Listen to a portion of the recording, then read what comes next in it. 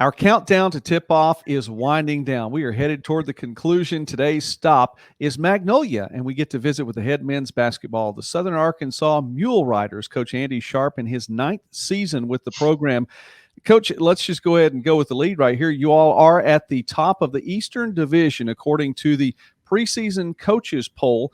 Interesting thing about that, though, I mean, you don't get the chance to sneak in and sneak up on anyone, I would say. 13-16 last year, and lots of times these polls are predicated on maybe what the year before showed to the other folks. 13-16, you lost the last 3 games. However, each of those last 3 games was to an NCAA tournament qualifying team. The coaches see something. They know something, Coach, about what you all are bringing back. So, sorry you don't get to sneak up on anyone this year. The target's already on your back. Yeah, I think our league, I think it's been proven last year, our league is one of the premier basketball leagues in the country. When you have 4 teams in our league getting bids to go to the national tournament, man, it just speaks to how good our league is from top to bottom. There are other leagues that have 1 or 2 really good teams, and then the rest of them are just kind of okay. But our league, I mean, there are no gimmies in this league, and that's a real testament to the GAC and to all the coaches and just how well everyone coaches their teams and puts their programs in position to win. So, we don't put a whole lot of stock into preseason polls.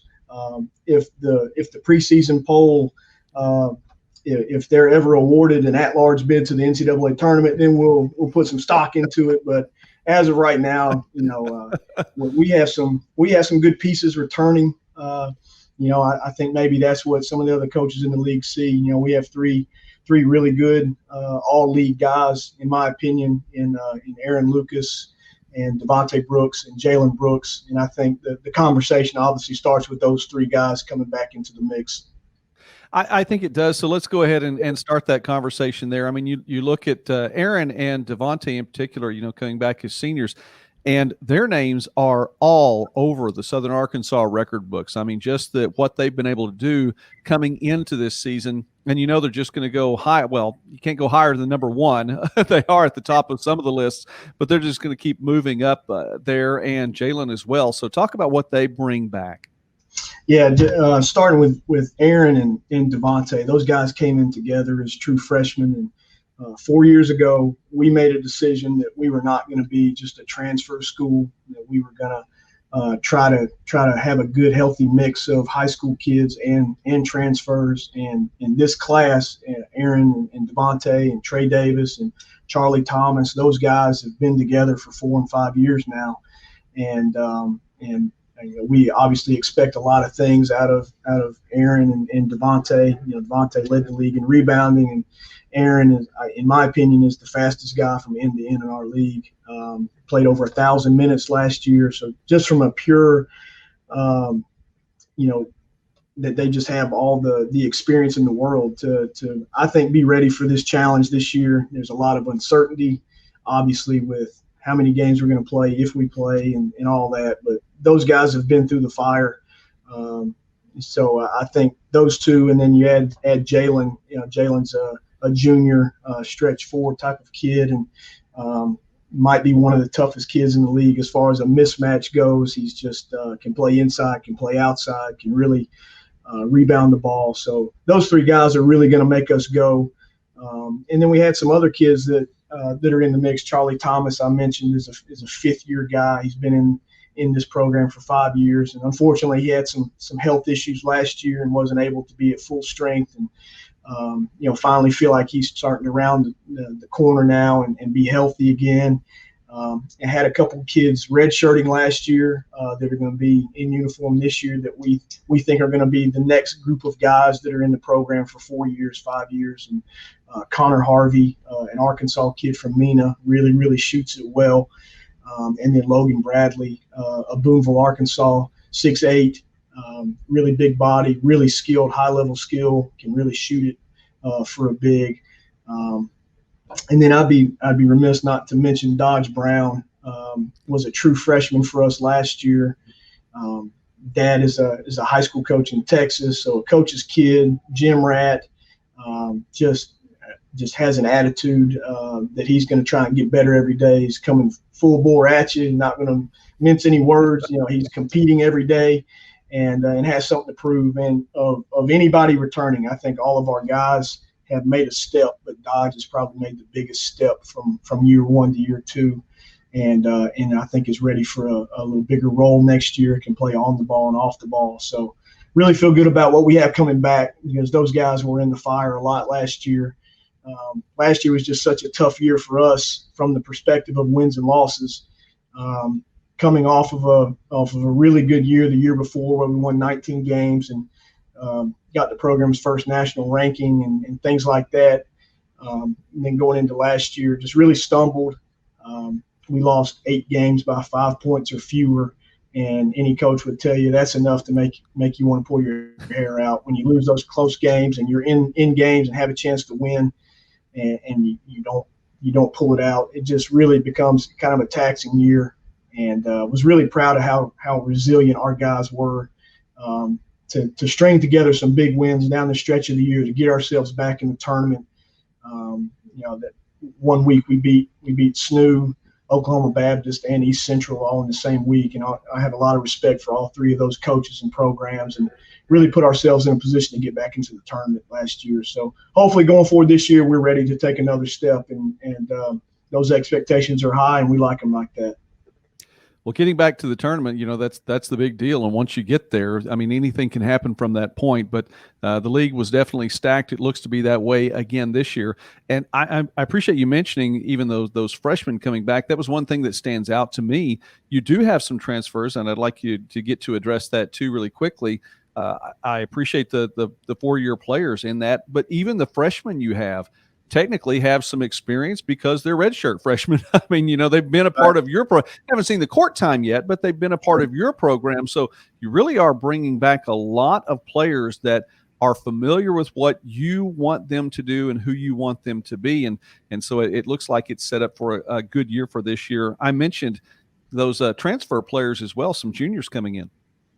Yeah, we felt like we needed to get older and put some guys beside Aaron and Devontae and Jalen and Charlie and some of those older guys. We needed some other guys that have experience, that are ready to step in and play larger roles right away.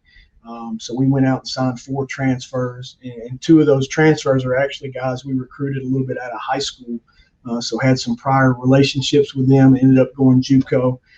Tyler Garrett is an Springdale, Arkansas kid. And like I said, recruited him out of high school and then got the opportunity to recruit him again coming out of junior college. A really, really high IQ combo guard, can play on or off the ball, really shoots it. Maybe one of the best passers I've ever coached. As far as a skill standpoint, really sees the floor well. And that was an area that we really lacked in last year. Was we felt like we didn't have enough perimeter punch last year, and that was a real talking point for us going out on the recruiting trail and knowing that we had to get 4 guys on the perimeter that could really, really impact us right away. So Tyler's the first one.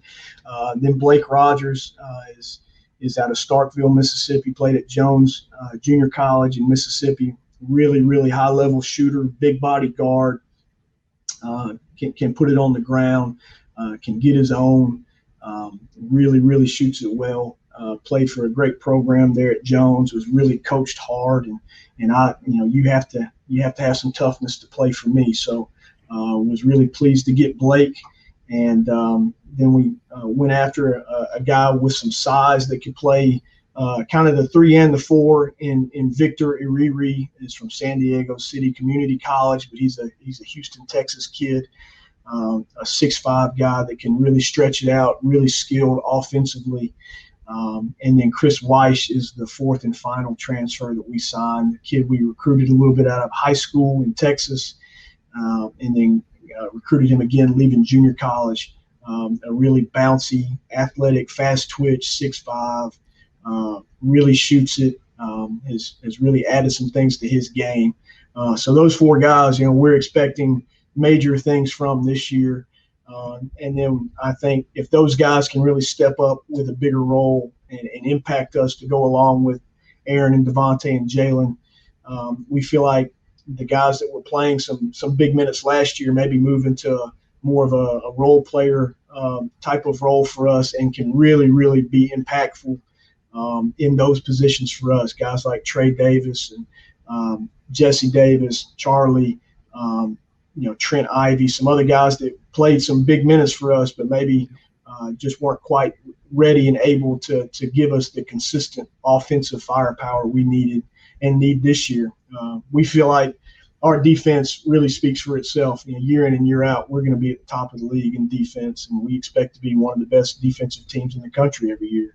To go along with rebounding, we feel like if we can do those two things really well consistently, it's going to give us an opportunity to be in every game we play in.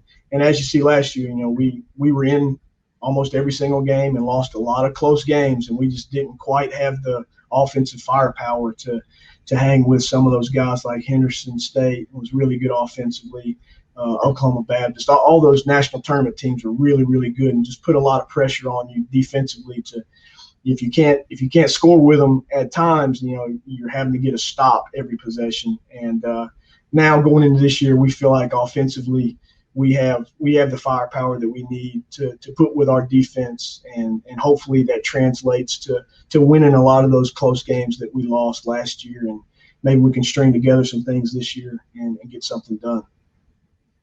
Wow, Coach, it looks like that you are in position to do that. That defense has always been a hallmark for you all, and it's going to be something for opposing coaches then if you can put the ball in the hole in consistently, night in and night out like that. It looks like that you all are ready to go. Well, you talked about Henderson State. Guess what? That's who you see on January 7th, yep. That date that we've all had circled. January 7th, you get to travel to Henderson State, then a couple of games at home. Talk about the opening of your schedule. I tell you, we're just so pleased to be able to play. There was so much in limbo. I want to give a lot of credit to our administration here at SAU, Steve Browning, Trey Berry, Donna Allen, our task force. They've really they want to play. They want us to compete, and that was always the mindset from day one. And I tell you, as a coach, man, you got a lot of respect for administrators and leaders that say, hey, let's roll up our sleeves and let's find a way to do this safely. And they've been able to do that, and we're really grateful to be under their guidance here at SAU. And I think across the board, most administrators in our league and presidents, they want to play, and we're excited to do that. It seems like every other day you see someone's canceling a season, whole leagues are shutting down, and there's a lot left to be determined, obviously, with our season, but I think we all have the same attitude and mindset right now. So January 7th, man, we're going to be excited to play. I know a lot of coaches have kind of been in limbo. I've enjoyed every second of we've been practicing our tails off since August, and we've had a ton of good practices. And now that we can have the light at the end of the tunnel and get ready to play, we'll be excited to play. I know.